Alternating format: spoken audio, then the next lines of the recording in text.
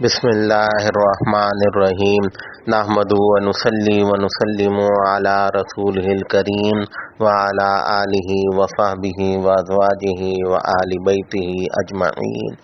اللہم صلی علی محمد وعلی آل محمد عدد کل حرف کتب ویکتب الی ابد العابدین ودہر الداہرین یا ارحم الراحمین یا رب العالمین اما بعد۔ نبی کریم صلی اللہ تعالی علیہ وسلم نے ارشاد فرمایا، المسلم من سلم المسلمون من لسانہ و یدہ، مسلمان تو وہ ہے کہ جس کے ہاتھ اور زبان کے شر سے دوسرے مسلمان محفوظ رہے۔ ایک سچا مومن اپنی ذات سے کسی دوسرے کو تکلیف پہنچانے کا سوچ بھی نہیں سکتا، اور مومن کی اسی صفت کو اللہ کے پیارے حبیب محمد مصطفیٰ صلی اللہ تعالی علیہ وسلم نے اس انداز سے بیان فرمایا کہ اپنی امت کو زبان کی اور ہاتھوں کی حفاظت کی سخت تاکید فرمائی۔ آپ نے فرمایا کہ جو شخص مجھے اس بات کی ضمانت دے کہ وہ اپنی اس چیز کی حفاظت کرے گا جو اس کے زبان اور دانت کے درمیان ہے اور جو اس کے دونوں پاؤں کے درمیان ہے، تو میں اس کو جنت کی ضمانت دیتا ہوں۔ یعنی جو اپنی زبان کی اور جو اپنی وہ شرمگاہ کی یعنی حفاظت کی ضمانت دے، یعنی آقا فرماتے ہیں کہ بھئی جو اس بات کی ضمانت دے کہ اس کی زبان کبھی کسی کا دل نہ دکھائے گی، کبھی کوئی اس کی زبان سے وہ غلط بات نہ نکلے گی کہ کسی کی دل آزاری ہو، تو جس کی زبان دوسرے کو تکلیف پہنچانے سے بچ جائے اور جو یعنی اپنی شرمگاہ کی حفاظت کرے، اس کی حفاظت کرے، یعنی بے حیائی اور بدکاری کے گناہ سے بچے، تو جس نے یہ دو کاموں کی ضمانت دے دی تو بس میں بھی اسے پھر جنت کی ضمانت دیتا ہوں۔ تو آقا اگر کسی کے لیے کہہ دیں بھئی تیری جنت کا ضامن میں ہوں، تو پھر کیا شک و شبہ رہ جاتا ہے۔ حضور اقدس صلی اللہ تعالی علیہ وسلم نے فرمایا کہ کوئی شخص کسی مسلمان بھائی کو فاسق نہ کہے، کافر نہ کہے،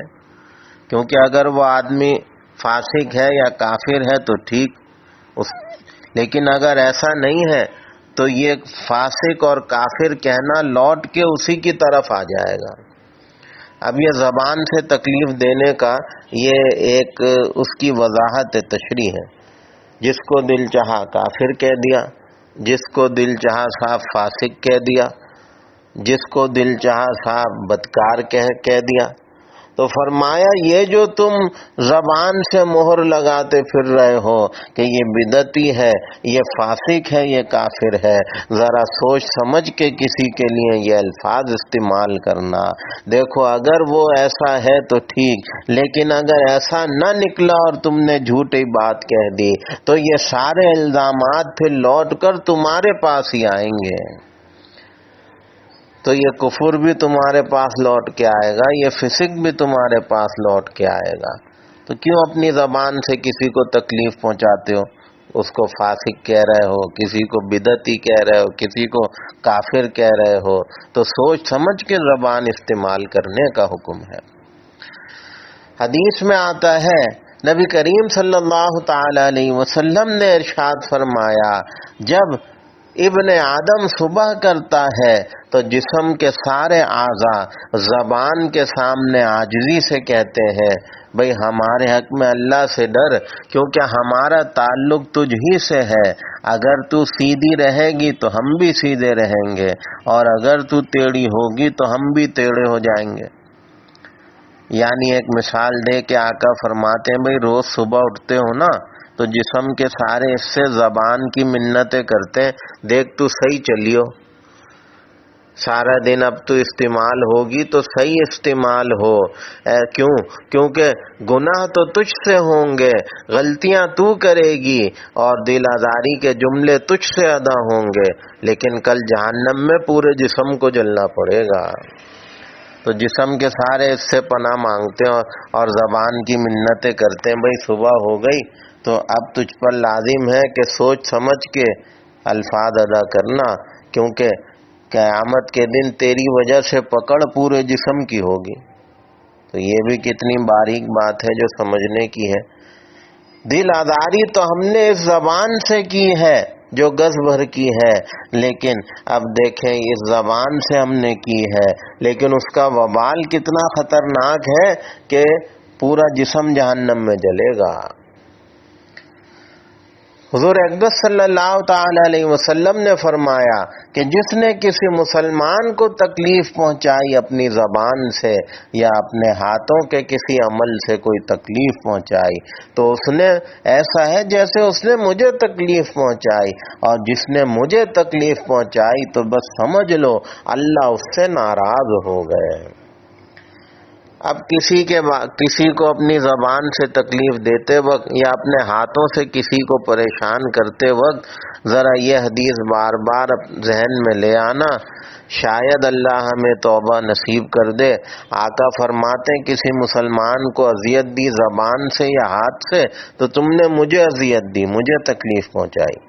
اور سن لو پھر جس نے مجھے اذیت دی، مجھے تکلیف پہنچائی تو پھر اس نے اللہ کو ناراض کر دیا۔ جس نے اللہ کو ناراض کر دیا پھر اس کا ٹھکانہ جہنم کے سوا کچھ ہو سکتا ہے؟ تو اس چیز کو سمجھنے کی ضرورت ہے۔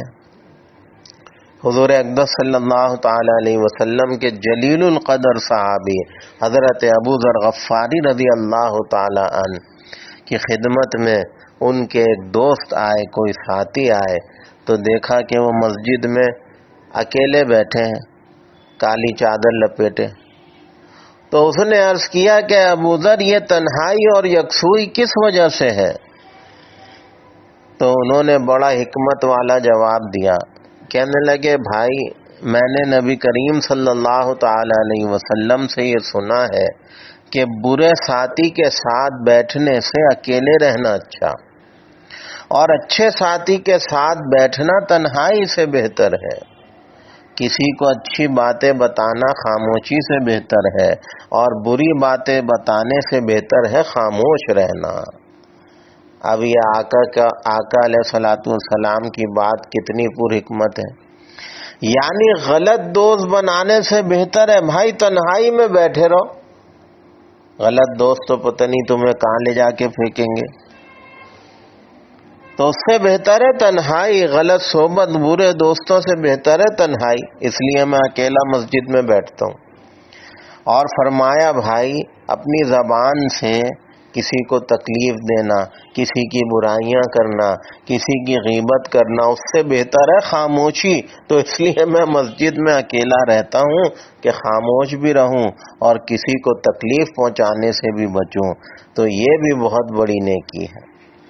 تو اب یہ حضرات صحابہ کی مثالیں ہیں، انہوں نے دین کو سمجھا، کسی مولوی سے کسی عالم سے نہیں سمجھا تھا، صحابہ نے دین براہ راست نبی کریم صلی اللہ علیہ وسلم سے سیکھا تھا۔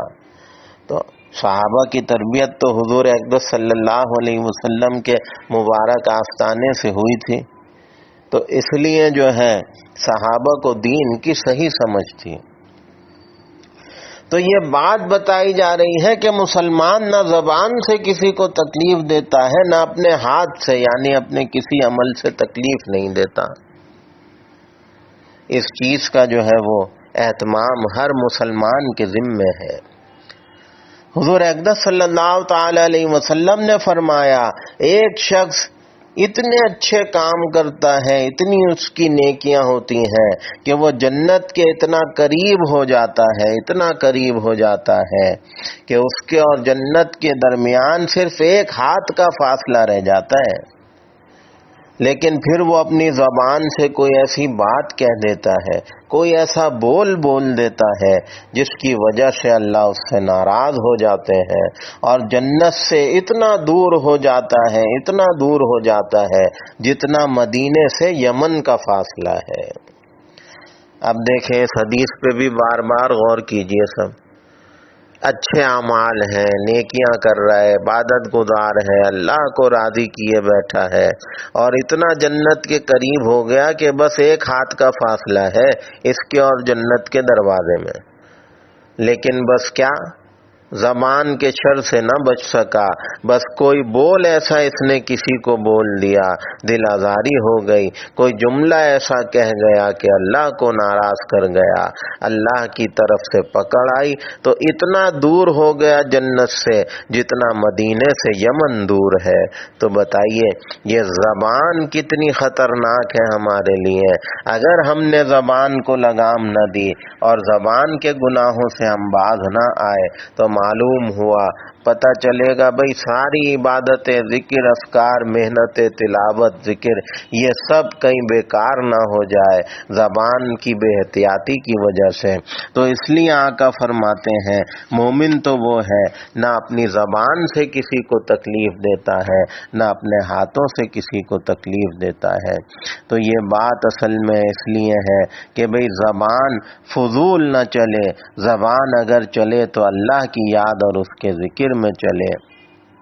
تو اس چیز کا جو ہے اہتمام وہ ضروری ہے۔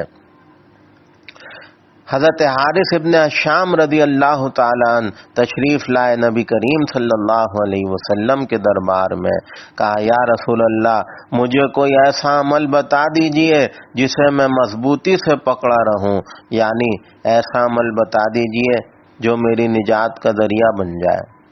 آپ صلی اللہ علیہ وسلم نے فرمایا، اپنی زبان کی طرف اشارہ کر کے فرمایا آقا نے، اس کو قابو میں رکھنا۔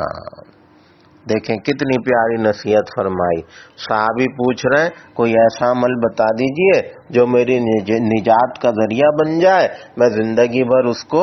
مضبوطی سے پکڑ کے رکھوں گا۔ آقا نے زبان کی طرف اشارہ کر کے فرمایا بس اسے قابو میں رکھنا۔